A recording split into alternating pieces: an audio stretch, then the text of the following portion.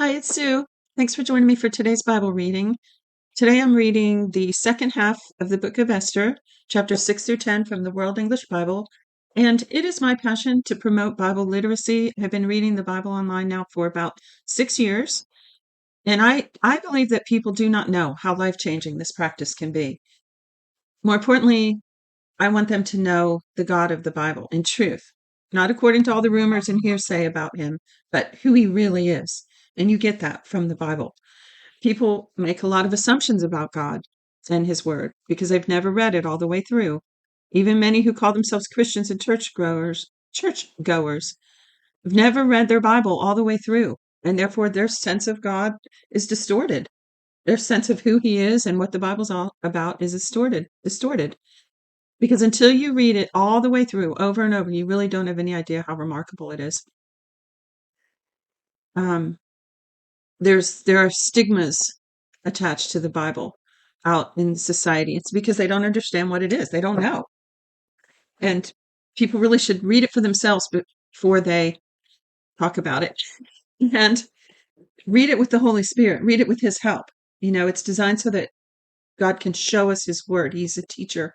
He's the master teacher, and he wants to help us. In fact, I couldn't even understand the Bible at all until I gave my heart to the Lord, and it's like scales came off my eyes and I suddenly could read it. I was even listening to a guest speaker here locally a couple years ago, and he said, just out of the blue, he said, I don't even think I've ever read it all the way through. And I about walked out. I mean, I understand that. I mean, before I ever read my Bible all the way through, I was ministering on the streets. God was using me and teaching me through that. And, I understand that you can do a lot of things without having read your Bible all the way through. I mean, you know, but that's different. Why would you give the pulpit to someone to be a guest speaker who is going to teach the Bible without any kind of scholarly education to do that? It's just very important. So the Bible clears up a lot of foggy thinking, gray areas, um, so many, many things. It really addresses every aspect of life. It provides a comprehensive worldview. It engenders a stable disposition, peace, and hope. Who doesn't need that? So if you enjoyed this broadcast, would you share it with a friend who could use it? And also comment and let me know you're here, or even email me and request your free 1-year Bible while you're at it if you'd like one of them. So let's get to our reading here. Esther chapter 6, verse 1. On that night, the king couldn't sleep. He commanded the book of records of the Chronicles to be brought, and they were read to the king. It was found written that Mordecai had told of Bigthana and Teresh, two of the king's eunuchs, who were doorkeepers, who had tried to lay hands on the king Ahasuerus. The king said, "What honor and dignity has been given to Mordecai for this?" Now, remember yesterday, or if you didn't hear it, um, okay, so what he's talking about here is these two eunuchs that were going to, when it says lay hands on the king, they were going to hurt him, kill him, whatever. And when it says on that night, this was in between the two dinners that Esther offered to the king and Haman. You really need to hear yesterday's to understand today's, but there was a decree. This dirty guy Haman, because of jealousy, talked the king into making a decree against the Jews. So they set a date that all the Jews are supposed to be killed. Basically, they're going to let everybody just ravage them, kind of like the ravaging that went on in Rwanda. And there's a good book, Left to Tell, that you can read about that. But anyway, horrible, horrific. And so Esther the queen is a Jew, but the king and nobody seems to know that. And her uncle tells her, "You've got to talk to the king about this. You've got to do something." And so Esther invited the king. Well, she put herself at risk because if she came to the king uninvited and he didn't extend his scepter, she would be killed. But he did. And she asked him to come to a dinner, and he did, him and Haman. And then at the dinner, she asked him to come again the next night to another banquet she would make for him. And he agreed. So from what I can see, today's reading is in between. It's on the night after the banquet. So he happened to be reading through the history records and wanted to know what had been, what honor and dignity had been given to Mordecai, Esther's uncle, to honor him for saving the king's life. Now, see, the antagonist, Haman, who's jealous of Mordecai because Mordecai wouldn't bow to him and act him like he was all that. Um, Haman wants to kill Mordecai. But here's God intervening now. Just so happens, coincidentally, quote unquote, that the king comes to mind to look in this book and see that Mordecai needs honored, which is going to be a stick in the rib of Haman, right? So anyway, he asks him, what has been done to honor him? Then the king's servants who attended him said, nothing has been done for him. Verse 4, the king said, who is in the court? Now Haman had come into the outer court of the king's house to speak to the king about hanging Mordecai on the gallows he had prepared for him. The king's servant said to him, behold, Haman stands in the court. The king said, let him come in. So Haman came in. The king said to him, what shall be done to the man who the king delights to honor? Now Haman said in his heart, who would the king delight to honor more than me? Haman said to the king, for the man who the king delights to honor, let royal clothing be brought, which the king uses to wear, and the horses that the king rides on, and the head of which a royal crown is set. Let the clothing and the horse be delivered to the hand of the one the king's most noble princes, that they may array the man whom the king delights to honor with them, and have him ride on horseback through the city square, and proclaim before him, thus it shall be done to the man who the king delights to honor. Then the king said to Haman, hurry and take the clothing and the horses you have said, and do this for Mordecai the Jew, who sits at the king's gate. Let nothing fail in all that you have spoken. Then Haman took the clothing and the horse, and arrayed Mordecai, and had him ride through the city square, and proclaimed before him, thus it shall be done to the man whom the king delights to honor. Mordecai came back to the king's gate, but Haman hurried to his house, mourning and having his head covered. Haman recounted to Zeresh his wife and all his friends everything that had happened to him. Then his wise men and Zeresh his wife said to him, yeah, wise men, yeah, right. I'm sure it was more like the foolish men, his friends. But anyway, they said to him, if Mordecai, before whom you have begun to fall, is of Jewish descent, you will not prevail against him, but you will surely fall before him. So they understood that God, the God of the Jews, was nobody to mess with. But apparently Haman didn't know that yet, but he's about to find out. So they said, you'll surely fall before him. While they were yet talking with him, the king's eunuchs came and hurried to bring Haman to the banquet that Esther had prepared. So the king and Haman came to the banquet with Esther the queen. The king said again to Esther on the second day at the banquet of wine, what is your petition, Queen Esther? It shall be granted you. What is your request? Even to the half of the kingdom, it shall be performed. Then Esther the queen answered, if I have found favor in your sight, O king, and if it pleases the king, let my life be given me at my petition and my people at my request. For we are sold, I and my people, to be destroyed, to be slain, and to perish. But if we had been sold for male and female slaves, I would have held my peace, although the adversary could not have compensated for the king's loss. Then King Ahasuerus said to Esther the queen, who is he, and where is he who dared presume in his heart to do so? Esther said, an adversary and an enemy, even this wicked Haman. Then Haman was afraid before the king and the queen. The king arose in his wrath from the banquet of wine and went into the palace garden. Haman stood up to make request for his life to Esther the queen, for he saw that there was evil determined against him by the king. Then the king returned out of the palace garden into the place of the banquet of wine, and Haman had fallen on the couch where Esther was. Then the king said, will he even assault the queen in front of me in the house? As the word went out of the king's mouth, they covered Haman's face. Then Harbona, one of the eunuchs who were with the king, said, behold, the gallows, 50 cubits high. Let's see how tall that is again. 50 cubits, we just read it yesterday. 18 inches is 1 cubit.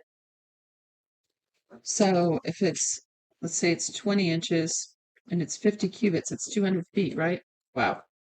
So it says, behold, the gallows, 50 cubits high, which Haman has made for Mordecai, who spoke good for the king, is standing in Haman's house. The king said, hang him on it. So they hanged Haman on the gallows that he had prepared for Mordecai. Then the king's wrath was pacified. Now, I don't remember now. I've read so many different versions. I mean, almost 40 years of this. So I thought I remembered, though, that he was impaled, not a gallows, right? Gallows is beheading, right? So you have yeah. So I don't know.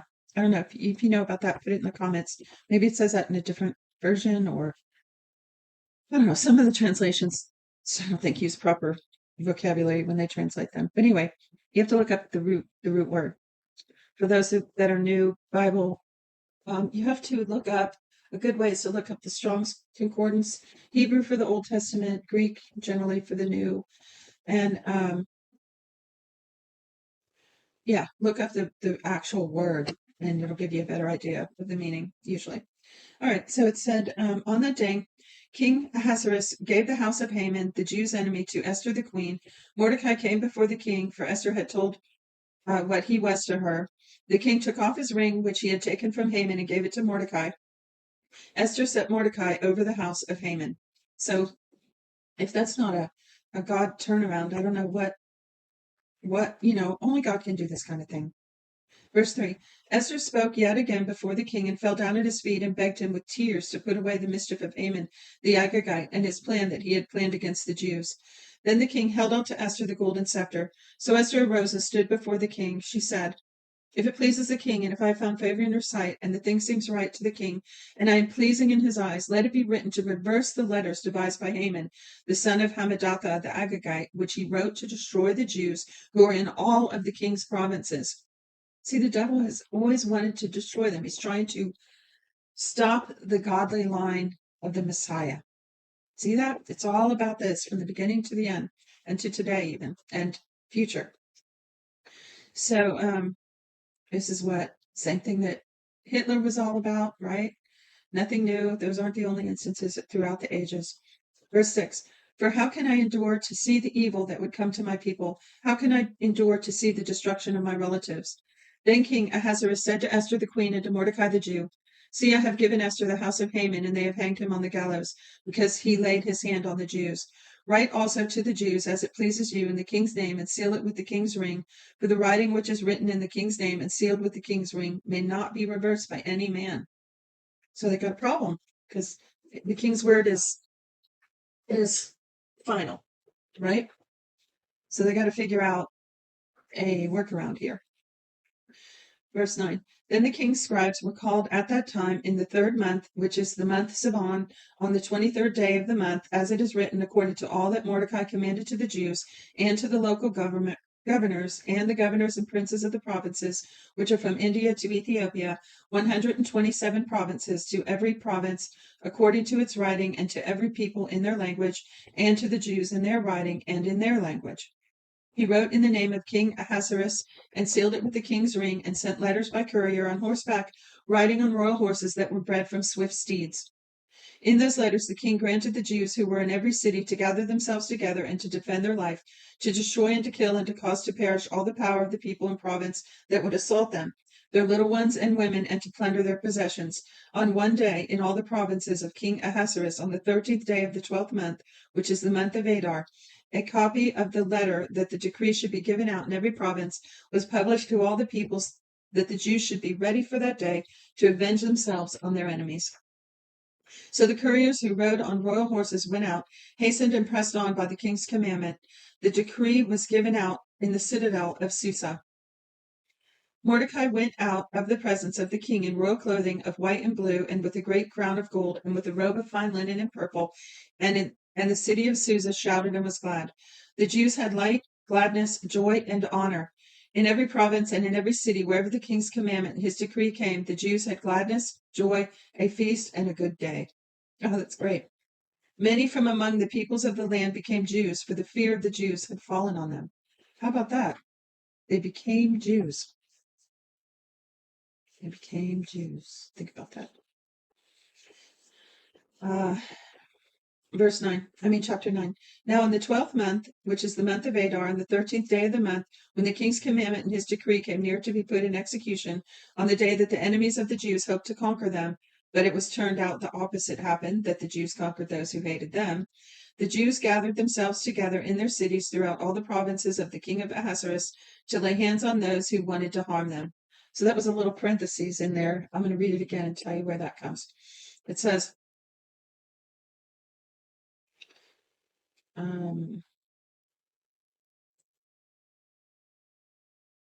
on the day that the enemies of the Jews hoped to conquer them, parentheses, but it was turned out the opposite happened, that the Jews conquered those who hated them, end parentheses. The Jews gathered themselves together in their cities throughout all the provinces of the king Ahasuerus to lay hands on those who wanted to harm them. No one could withstand them because the fear of them had fallen on all the people. All the princes of the provinces, the local governors, the governors, and those who did the king's business helped the Jews because the fear of Mordecai had fallen on them. For Mordecai was great in the king's house, and his fame went out throughout all the provinces, for the man Mordecai grew greater and greater. The Jews struck all their enemies with the stroke of the sword and with slaughter and destruction, and did what they wanted to those who hated them. In the citadel of Susa, the Jews killed and destroyed 500 men. They killed Parshandatha, Dolphin, Aspatha, Puratha, Adalia, Aridatha, Parmashta, Arisai, Aridai, and Vaisatha, the 10 sons of Haman, the son of Hamadatha, the Jews' enemy, but they didn't lay hands on the plunder. Oh, that's interesting. Because he told them they could plunder them, right? Take their their bounty. But they didn't. On that day, wait a minute, my phone just beat me. Verse 11, on that day, the number of those who were slain in the citadel of Susa was brought before the king. The king said to Esther the queen, the Jews have slain and destroyed 500 men in the citadel of Susa, including the 10 sons of Haman. What then have they done in the rest of king's provinces? Now what is your petition? It shall be granted you. What is your further request? It shall be done. Then Esther said, if it pleases the king, let it be granted to the Jews who are in Susa to do tomorrow also according to today's decree, and let Haman's 10 sons be hanged on the gallows. I thought they just killed them. I don't understand that. 14. The king commanded this to be done. A decree was given out in Susa, and they hanged Haman's 10 sons. The Jews who were in Susa gathered themselves together on the 14th day, also the month of Adar, and killed 300 men at Susa, but they didn't lay hands on their hand on the plunder. The other Jews who were in the king's provinces gathered themselves together, defended their lives, had rest from their enemies, and killed 75,000 of those who hated them, but they didn't lay their hand on the plunder. This was done on the 13th day of the month of Adar, and on the 14th day of that month they rested and made it a day of feasting and gladness. Now, this is the Jewish tradition, the Jewish celebration of Purim, which is still celebrated today, if I have it right, and I think I do. And I can't remember what day it's celebrated on, so I wonder if this is the day, the 13th of Adar.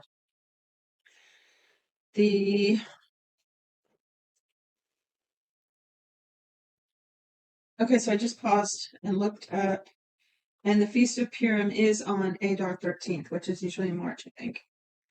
So there you have it. So it's celebrated on the day that the slaughter was supposed to be, even to this day. Verse 18.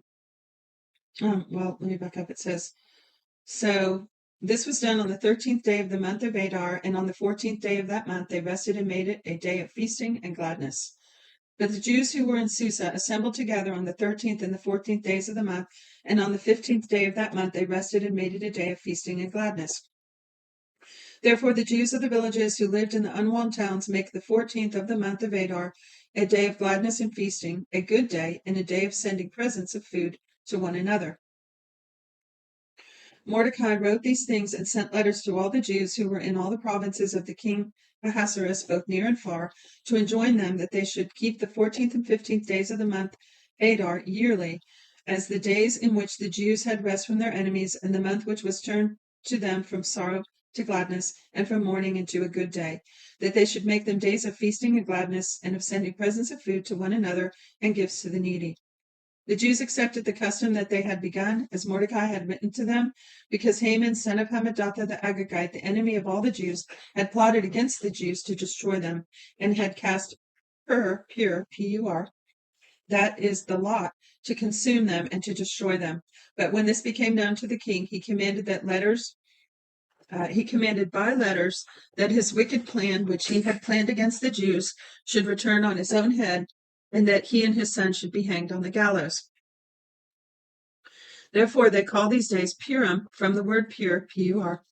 Therefore, because of all the words of this letter, and that which they had Seeing concerning this matter and that which had come to them, the Jews established and imposed on themselves and on their descendants and on all those who joined themselves to them, so that it should not fail that they would keep these 2 days according to that which was written and according to its appointed time every year, and that these days should be remembered and kept throughout every generation, every family, every province, every city, and that these days of Purim should not fail from among the Jews, nor their memory perish from their offspring. Now, let me pause for a second. I'm looking at my calendar for March 23, this past March. It was actually March 6th, Purim, and remember, it's evening to evening. The day starts in the evening. So the 6th was the eve of Purim, and the 7th, the 14th. So from the 13th in the evening to the 14th in the evening was the first day of Purim, and then it shows that it goes on again to the 15th. So that is 2 days from the 13th to the 15th, just like it says here in the Bible. So it's still celebrated today. 29. Then Esther the queen, the daughter of Abihail, and Mordecai the Jew wrote with all authority to confirm the second letter of Purim.